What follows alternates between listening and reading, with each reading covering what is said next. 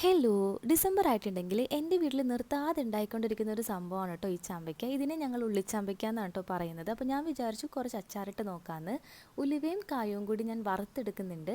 പിന്നെ വേറൊരു പാനിലേക്ക് വെളിച്ചെണ്ണ ഒഴിച്ചിട്ട് ചാമ്പയ്ക്ക നന്നായി കഴുകി അരിഞ്ഞിട്ട് അതൊന്ന് വഴറ്റിയെടുക്കാം നമുക്ക്. ആവശ്യത്തിന് ഉപ്പ് കൂടി അതിലേക്ക് ആഡ് ചെയ്ത് കൊടുക്കാം കേട്ടോ. എന്നിട്ട് അതൊന്ന് നന്നായിട്ട് വെള്ളമൊക്കെ വറ്റി ഡ്രൈ ആകുമ്പോൾ നമുക്ക് വേറൊരു പാത്രത്തിലേക്ക് കോരി വയ്ക്കാം. ആ ഒരു സെയിം പാനിൽ എണ്ണയിലേക്ക് ഞാൻ കടുക് പൊട്ടിച്ചിട്ട് ഇഞ്ചിയും വെളുത്തുള്ളിയും പച്ചമുളകും അരിഞ്ഞത് ചേർത്ത് കൊടുക്കുന്നുണ്ട് കേട്ടോ. പിന്നെ അതൊന്ന് ഏകദേശം ഒന്ന് വഴറ്റി വരുമ്പോൾ കുറച്ച് ഉപ്പിട്ട് കൊടുക്കാം.